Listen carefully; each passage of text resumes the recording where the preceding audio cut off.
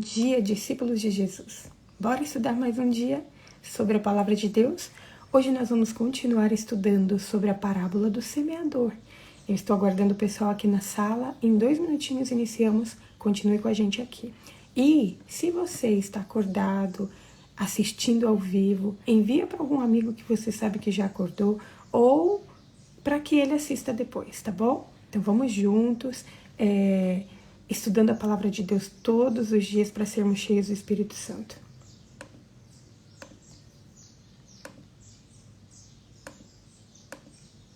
Bom dia, meninas. Tudo bem com vocês? Quem que pode orar para nós não perdermos nem um minutinho, porque o estudo de hoje está muito especial. Ore pra gente então, irmã Adelma, por favor. Nosso Deus e nosso Pai, mais uma vez nós agradecemos pelo dom da vida, pela noite reparadora de sono, Santo Deus. Pedimos mais uma vez, Santo Deus, a presença do Teu Espírito Santo, que possa nos iluminar a entender os Teus planos e os Teus projetos para as nossas vidas. Amém.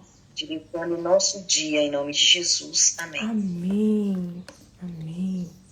Então, hoje nós vamos continuar lendo a Bíblia e nós vamos continuar na parábola dos semeadores. Eu só tenho um desafio hoje, que é falar e ir admitindo toda a galera, mas vai dar certo.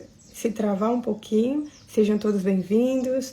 Nós já oramos e agora nós vamos ler a palavra de Deus. Ontem nós vimos aqueles 2 tipos de solos, né? O solo à beira do caminho e o solo rochoso.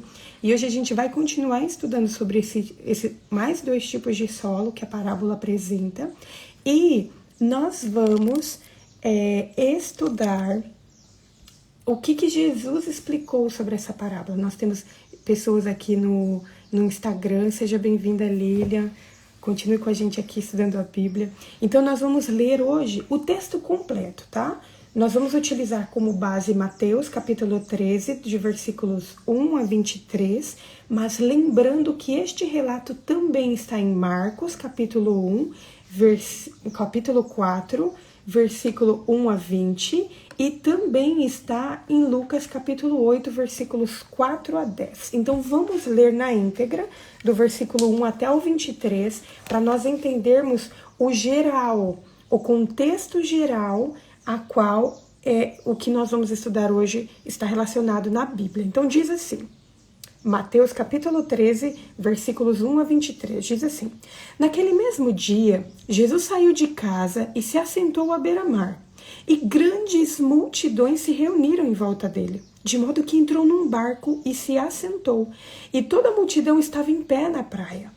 E de muitas coisas lhe falou por parábolas, dizendo... Olha o que Jesus disse. Eis que o semeador saiu a semear, e ao semear, uma parte caiu à beira do caminho, e vindo as aves, a comeram. Outra parte caiu em solo rochoso, onde a terra era pouca, e logo nasceu. Visto não ser profunda a terra, saindo, porém, o sol, a queimou, e porque não tinha raiz, secou-se. Outra parte caiu entre os espinhos, e os espinhos cresceram e a sufocaram. Outra, enfim, caiu em boa terra e deu fruto, a 100, a 60 e a 30 por 1. Quem tem ouvidos para ouvir, ouça. Então os discípulos se aproximaram a Jesus e lhe perguntaram: Por que o Senhor fala com eles por meio de parábolas? Ao que Jesus respondeu: Porque a vocês é dado conhecer os mistérios do reino dos céus, mas aqueles... Isso não é concedido, pois ao que tem, mais será dado, e terá em abundância, mas ao que não tem, até o que tem lhe será tirado. Por isso falo com eles por meio de parábolas, porque vendo não veem, e ouvindo não ouvem, nem entendem. Assim, nele se cumpre a profecia de Isaías: ouvindo, vocês ouvirão, e de modo nenhum entenderão. Vendo, vocês verão, e de modo nenhum perceberão, porque o coração deste povo está endurecido. Ouviram com os ouvidos tapados e fecharam os olhos, para não acontecer que vejam com os olhos, ouçam com os ouvidos, entendam com o coração, se convertam e sejam por mim curados. Bem-aventurado, porém, são os olhos de vocês, porque veem, e bem-aventurados são os ouvidos de vocês, porque ouvem, pois em verdade lhes digo que muitos profetas e justos desejaram ver o que vocês estão vendo, mas não viram, e quiseram ouvir o que vocês estão ouvindo, mas não ouviram. Ouçam, portanto, o que significa a parábola do semeador. E aqui Jesus faz essa explicação. Versículo 19. A todos os que ouvem a palavra do reino e não a compreendem, vem o maligno e arrebata o que lhes foi semeado no coração. Este é o que foi semeado à beira do caminho. O que foi semeado em solo rochoso, este é o que ouve a palavra e logo a recebe com alegria, mas ele não tem raiz em si mesmo, sendo de pouca duração. Quando chega a angústia ou a perseguição por causa da palavra, logo se escandaliza. O que foi semeado entre os espinhos é o que ouve a palavra, porém as preocupações deste mundo e as fascinações das riquezas sufocam a palavra e ela fica infrutífera. Mas o que foi semeado em boa terra é o que ouve a palavra e a compreende. Este frutifica e produz a 100, a 60 e a 30 por um. Vocês viram que aqui nesse versículo 23 está a comprovação daquilo que eu falo para vocês, que a aprendizagem ela envolve esses 3 níveis: leitura, compreensão e aplicação. Esse versículo 23 de Mateus capítulo 13 é a comprovação disso aí. Leitura, compreensão e aplicação. E aqui fala, olha, mas o que foi semeado em boa terra é o que ouve a palavra e a compreende, e este a frutifica e produz a 100, a 60 e a 30 por um, ou seja, muitos frutos. Vamos relembrar algumas coisas. O princípio ilustrado por meio desta parábola é apresentar como a verdade ela é recebida, como que ela pode ser recebida por diferentes pessoas. Existem diferentes pessoas. Nem todas as pessoas vão receber a verdade, a palavra de Deus da mesma forma. E é por isso que esses tipos de pessoa, esses diferentes tipos de pessoas, aqui por Jesus, nessa parábola, são representados por solo. Então, a beira do caminho representa aquelas pessoas que têm o contato com a palavra de Deus, assim como a semente cai no solo, mas a palavra de Deus não encontra espaço para penetrar. Então, e assim como a semente da palavra de Deus fica exposta, como não há compreensão, apenas leitura, vem ali um pássaro, esse é o exemplo que é dado, né? Vem um pássaro e retira essa semente e come essa semente. Rapidamente, a semente da palavra de Deus é retirada por qualquer ave que passa. O solo pedregoso que nós vimos ontem é aquele que tem pouca terra. A semente da palavra de Deus até germina e cresce, mas permanece na superficialidade. As pedras que tem nesse solo impedem que as raízes se aprofundem. E quando o sol das adversidades vem, logo murcha e como não tem raiz, morre. É isso que Jesus explicou aqui. E hoje nós vamos nos aprofundar um pouco mais nesses outros 2 tipos de solos que a parábola fala, que são o solo com espinhos e a boa terra. Então, o que seriam esses espinhos, conforme Jesus coloca aqui? Esses espinhos, nós vemos aqui na explicação, representam os cuidados, as riquezas, os deleites dessa vida, os prazeres dessa vida. As pessoas representadas por este solo, onde os espinhos crescem, são aquelas que têm um início da vida espiritual real. Aparentemente, essas pessoas, elas experimentam a justificação, experimentam um novo nascimento, mas logo se cansam de fazer o bem.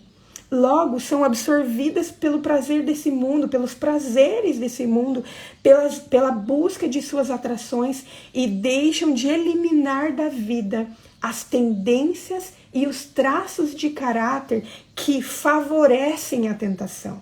Esses são os espinhos que crescem, essas tendências crescem.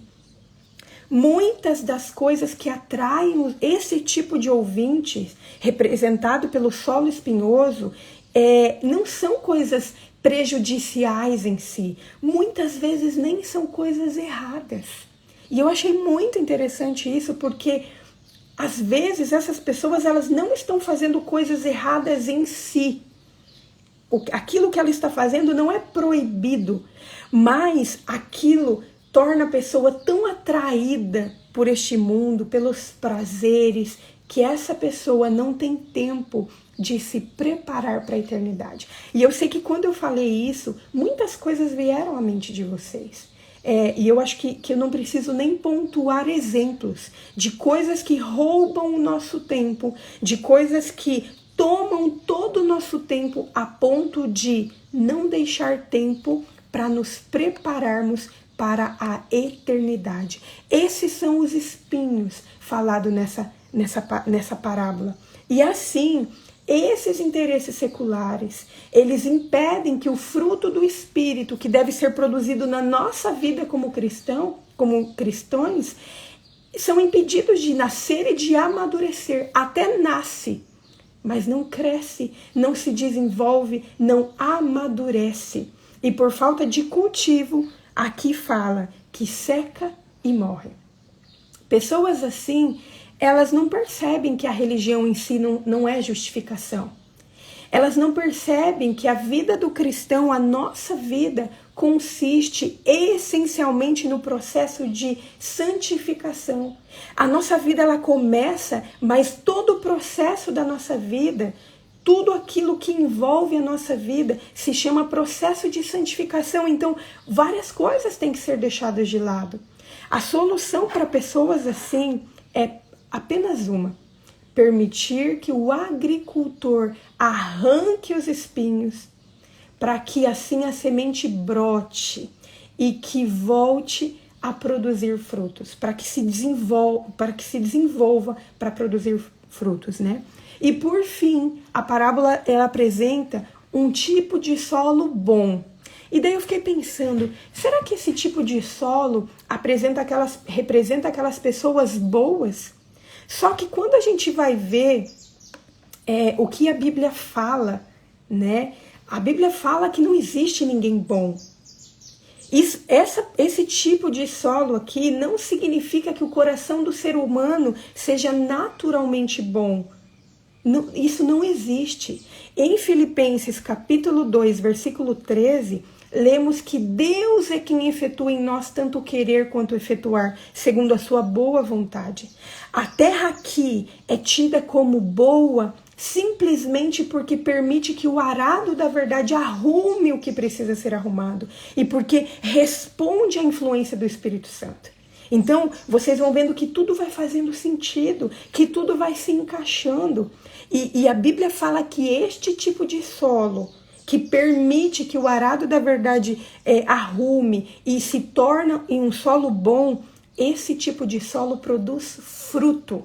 E esse fruto aqui representado na Bíblia, nesse texto, diz respeito ao fruto do caráter, ao nosso caráter. E quando a gente vai na Bíblia, em Gálatas capítulo 5, versículo 23, nós vemos ali que Jesus ele fala qual é o fruto de caráter que ele quer que nós desenvolvamos. E esse fruto ele é um só que ele é representado por várias camadas, por várias partes. Assim como uma laranja, por exemplo, tem vários gomos. Não são vários frutos do Espírito Santo, é um fruto do Espírito que possui várias partes. Assim como uma laranja tem vários gomos, tem a semente, tem a casca, tem aquela parte branquinha, tem aqueles fiapos que a gente arranca. Esse é o fruto do Espírito. O fruto do Espírito é formado por várias partes, mas que é apenas um fruto. E em Gálatas, capítulo 5, versículo 23, nós vemos quais são essas partes do fruto do Espírito que Deus ele pretende que nós desenvolvamos, que Deus espera que nós, em harmonia com a vontade dele, permitindo que ele arrume o solo do nosso coração, ele espera que nós desenvolvamos. E esse fruto, ele possui amor, alegria, paz, longanimidade, benignidade, bondade, fidelidade, mansidão e domínio próprio. E aqui fica um alerta para nós, porque se nós não estamos desenvolvendo essas características, se o fruto do Espírito que nós estamos gerando não tem estas características, significa que o solo do nosso coração ainda está cheio de pedras. Significa que o solo do nosso coração ainda está cheio de espinhos. E nós temos que deixar o agricultor agir na nossa vida, revirar a nossa vida, retirar as pedras, mesmo que fiquem buracos. Mas se nós queremos produzir fruto, não há outra alternativa. O fruto do Espírito, ele é manifestado de forma exterior, é uma evidência da experiência cristã saudável. Não tem como uma pessoa ser um cristão saudável sem ter esse fruto do Espírito. Se nós não estamos tendo esse fruto, é porque ainda nós precisamos deixar que o agricultor, ele arrume a nossa vida. Então, vamos fazer uma recapitulação. No coração dos ouvintes à beira do caminho, a verdade, ela não encontra resposta. Por isso que fala que ela fica ali exposta e logo vem uma ave e come. No caso dos ouvintes representados pelo solo pedregoso, a verdade, ela não produziu nada mais que um impulso momentâneo. A pessoa aceita rapidamente, mas com a mesma pressa que aceita, logo passa. É aquele fogo de palha que a gente fala, né? Com os ouvintes do solo espinhoso, foi uma resposta que começou bem, mas secou diante das dificuldades e das adversidades que há na vida. Mas no coração dos ouvintes da terra boa, a resposta é permanente e eficaz. O resultado de uma vida, de uma terra boa, dos frutos de uma terra boa, é uma vida transformada, segundo não os padrões desse mundo, mas segundo o padrão da vida perfeita de Jesus Cristo. Ele que é o nosso modelo, ele é o nosso padrão. O cristão de êxito, ele não depende da circunstância, ele persevera até o fim. E daí, depois que Jesus ele apresenta esses 4 tipos de solo, os discípulos vêm e falam assim: mas Jesus, por que o Senhor fala por meio de parábolas? Por que o Senhor ensina eles por meio de parábolas? E daí, Jesus aqui ele vem falar que esse tipo de ensinamento era principalmente para os seus discípulos, não era para o outro, era para mim. Era para você. Sabe quando a gente escuta uma mensagem ou a gente lê a Bíblia e a gente faz igual os discípulos e fala assim: olha, essa mensagem é para o meu irmão. Ou essa mensagem é para o meu vizinho. Ou essa mensagem é para aquele irmãozinho lá da igreja que é meio ranzinza. Aqui Jesus está colocando os discípulos no lugar deles e está falando assim: olha, essa mensagem não é para o outro. Essa mensagem é para vocês.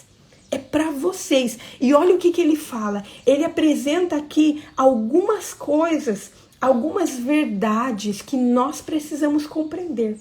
Primeiro ele fala assim para os discípulos: a vocês é dado conhecer os mistérios do reino dos céus. A vocês. Essa mensagem não é para outro, é para você. É para mim. Com isso, Jesus estava declarando que a percepção da verdade, ela não depende tanto de intelecto. Tem pessoas muito inteligentes que não vão compreender a verdade. Por quê? Porque a compreensão da verdade, ela independe de intelecto, independe de inteligência, mas ela depende do desejo sincero em compreendê-las. E é por isso que não é para todos.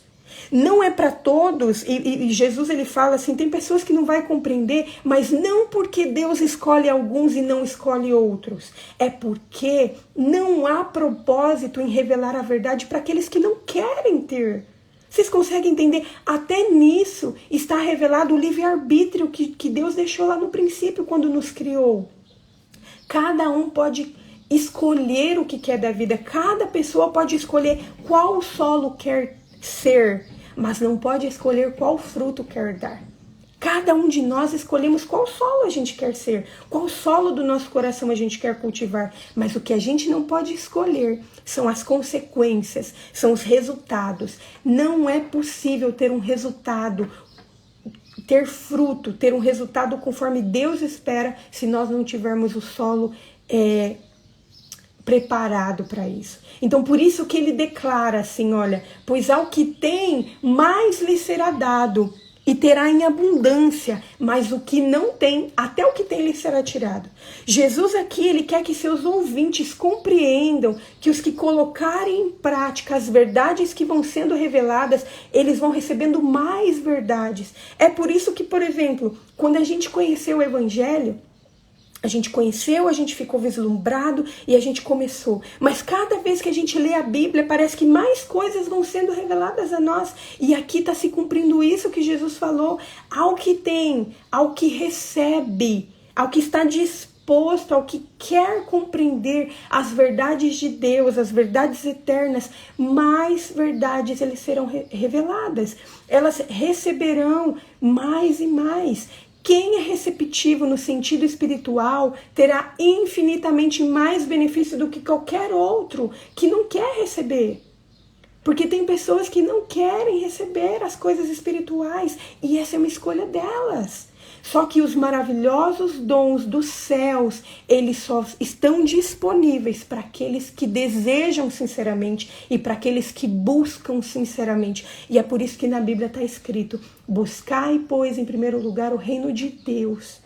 Nós temos que buscar, pedir e dar-se-vos-á. Não é pedir bens materiais, mas pedirmos compreensão das coisas que Deus está nos revelando. Então, percebam aqui que o propósito de Cristo não era ocultar a verdade daqueles que não tinham uma percepção espiritual eficiente, mas ele estava falando isso para chamar a atenção e para falar assim, se o solo do seu coração está desse jeito, permita que o agricultor mexa, permita que o agricultor trabalhe, porque a semente ela poderá ser lançada novamente, ela vai ser lançada novamente. Então Jesus aqui, ele queria penetrar a mente, o coração daqueles que estavam com a mente e o coração embotados. Ele queria gerar a capacidade nessas pessoas de receber mais verdades.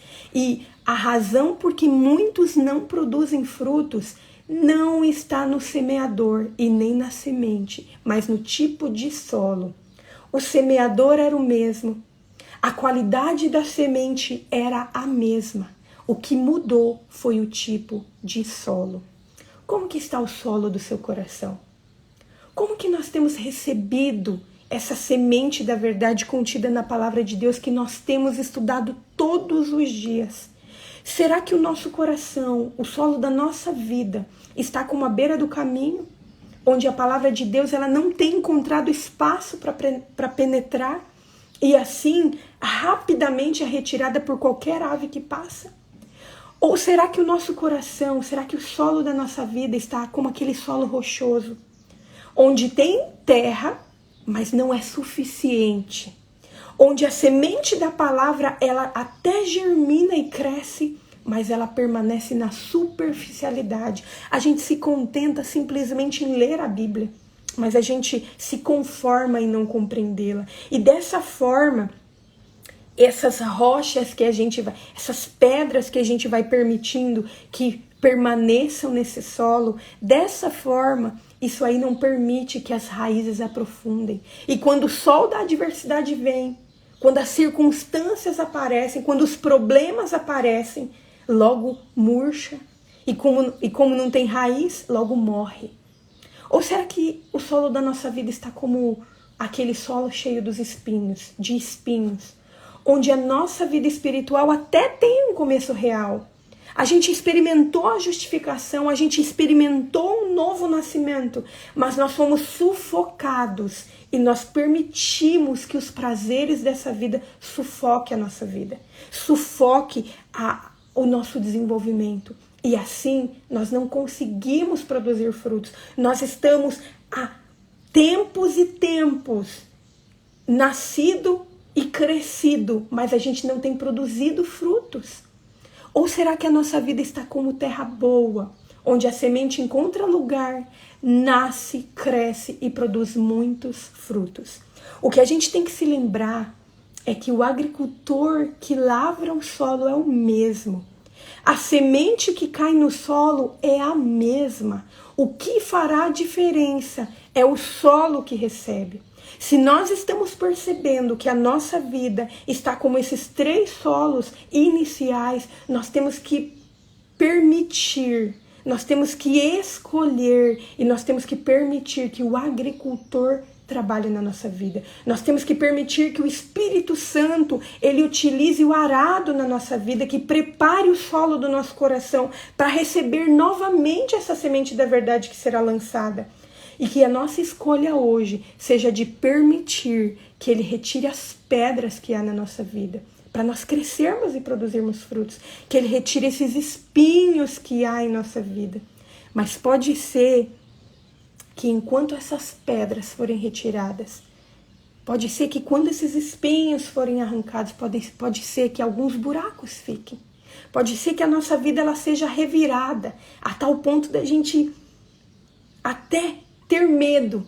Só que quando a gente lembra quem está arando a nossa vida, quem está cultivando a nossa vida, quem está preparando a nossa vida, aí a gente tem paz. Aí a gente tem a certeza de que o resultado será maravilhoso. Que esse seja a escolha de todos nós.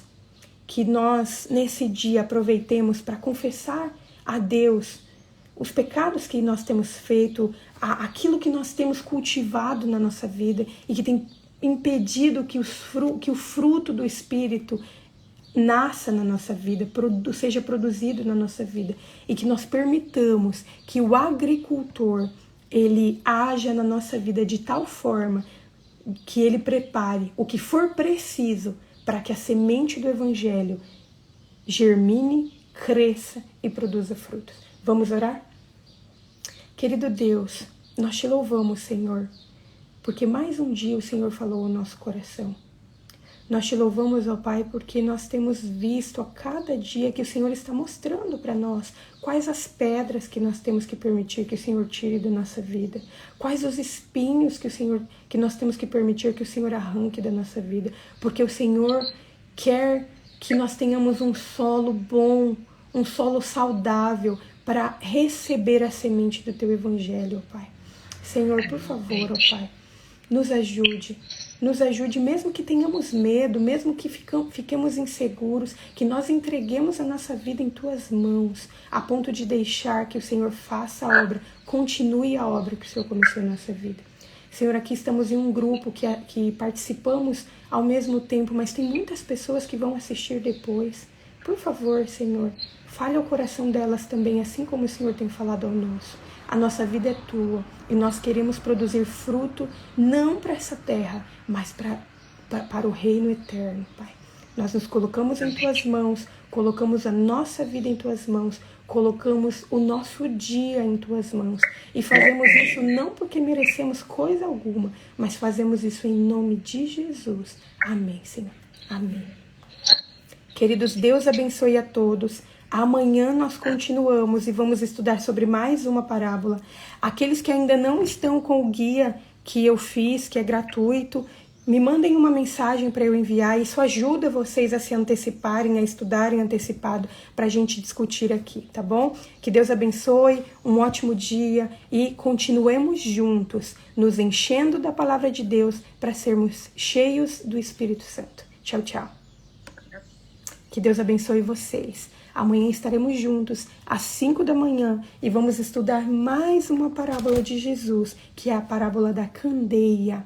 Venha conosco, participe conosco. Se você participou até aqui, compartilhe com algum amigo, compartilhe com alguém que precisa compreender como está o solo do seu coração para permitir que o Espírito Santo trabalhe e faça a reforma que for necessária para que a semente da palavra, a semente do Evangelho nasça, cresça e produza frutos. Que Deus abençoe você. Um ótimo dia. Tchau, tchau.